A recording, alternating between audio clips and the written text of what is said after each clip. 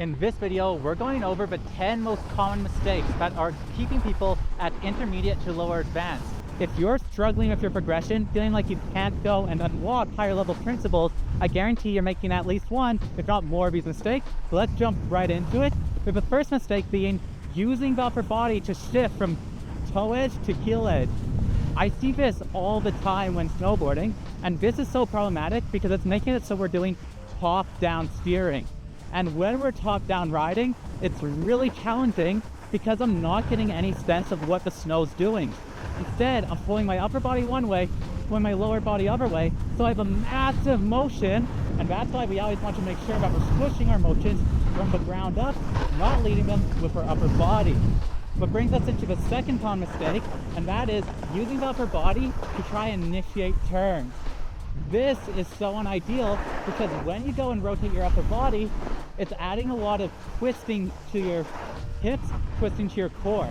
And if we actually twist our core, it's going to make it so my board will come out like this as I go and shift my weight to my heels. And this is what results in some of the most gnarly heel edge catches.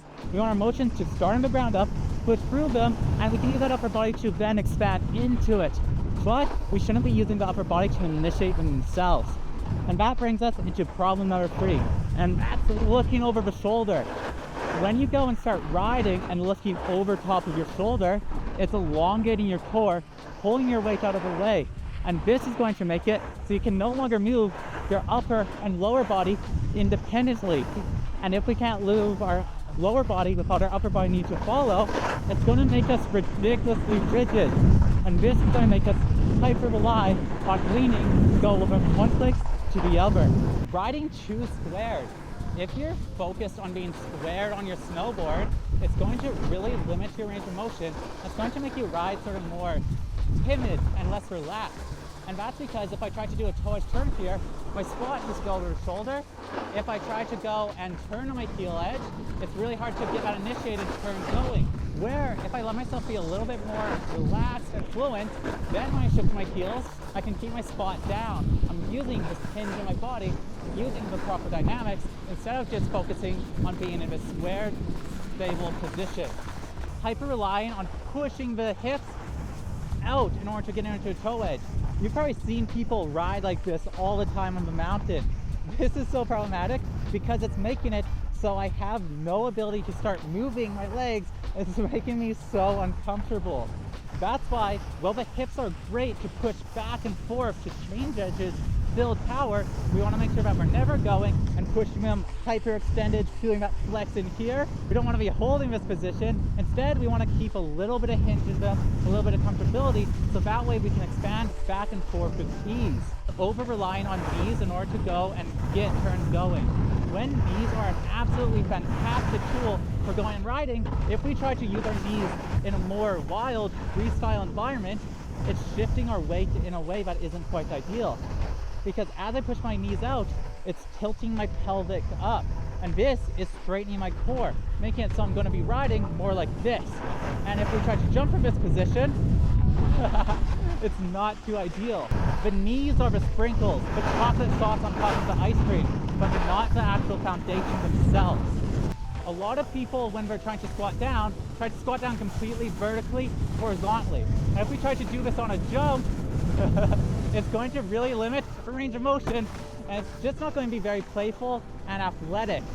That's why when we squat down, we actually want to stagger. So as we push down, we push towards that back leg, push into that back glute.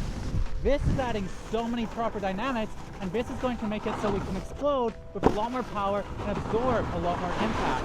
As we squat down and shift our hips, we're not going and squatting completely vertically. No, we're going and squatting towards that back foot, opening it up, and look at how low this lets me get. This expands my whole back and forth movement on my snowboard. And that's the thing, we don't want to be absorbing impact, generating power completely vertically. That's rounding our back, that's making us stiff. We want to be doing it with the direction, with flowing between the tail and the nose. Flowing, and this is what starts unlocking movements.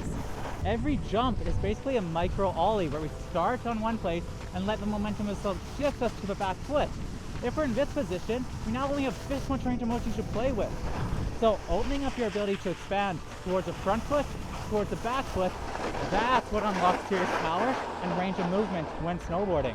You see a lot of snowboard instructional videos telling you that this position's power, this position's a position, this position is what's going to make you a great snowboarder. But holding any position is a problem. If I try to hold this position, I'm going to get mad fatigue, I'm going to lose mobility. If I hold this position, there's no power. It's through expanding from one position to the other position that we start getting flow, we start getting movement, and that's what's going to unlock a lot more flexible snowboarding. And that's what makes great snowboarding, the ability to go and move and shift depending on what you want to do. We're never stagnant, we're never holding a position, we're moving within them. But just moving alone doesn't make great snowboarding because there's a lot of different ways you can move. The biggest problem people have with movement is trying to move from a lean position to another. But we don't want to be leaning from edge to edge. This is making us unbalanced, needing us to rely to make trying terrain like this really hard. Instead, we want to be shifting our weight back and forth, shifting our weight from one edge to the other. Whenever I'm turning, whenever I'm riding, I'm not relying on a lean as my foundation because that's going to make me susceptible to slipping up on ice. It's going to make me rigid and stiff.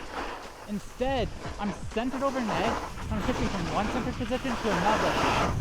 And this is what lets you start feeling up top, feeling with speed, and getting mass control where you can then start exploding your snowboard through. So here's leaning into a heel edge, leaning into a toe edge. Let's try jumping this. Leaning into a heel edge, jumping. Nah. We gotta be shifted onto the toes, shifted onto the heels. If you have trouble jumping your snowboard, it's because you're leaning away from it, getting your legs pushed away from you. But through shifting to a jack position, that's where you can really start getting fast, responsive movements. I don't think I know anybody that talks that much going down, you know what I mean? I don't think it's healthy. The last and probably the biggest mistake people make, and that's forcing it. Forcing a toe edge, forcing a heel edge, trying to force these positions. I don't know if you watch Surf's Up, but we can't fight the mountain. The mountain's stronger than you. We can't force our will upon it. If I want to jump, I can't force myself up into the air. If I want to do a spin, I can't force it around. I can't muster my motions. That's not what makes great snowboarding. Working with the mountain, letting it mold you, letting it shape your riding, that's what makes powerful, flexible, controllable snowboarding. Shifting, warping, building. We want to be setting that edge, then letting it build up on it. Setting the edge, building through it, stacking our movements. We're not forcing a jump off our tail. We're going and building fluid motion throughout the nose, throughout the tail, working with the slope to channel energy. Here we got a bump, channeling that energy all the way off the tail, and that's building flexibility, power. No matter how fit, how athletic you are, you're weak in comparison to your snowboard under your feet, the speed of a mountain, and the shape of the terrain.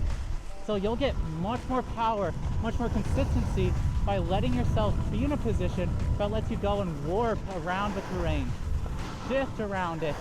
If I feel ice, I can't force a turn. If the conditions are bad, I can't force anything. I need to work with the slope, I need to work with the snow, and we combine that with avoiding these other mistakes. And that's what makes powerful, flowy snowboarding. Every move in snowboarding should feel like it's building on top of one another, linking together, working with what you have. And if you stop forcing your motions, start working with a mountain instead of fighting it, while avoiding these super common mistakes, it's going to make it so you're no longer intermediate. Instead, you have a platform to go and progress your riding as far as you want.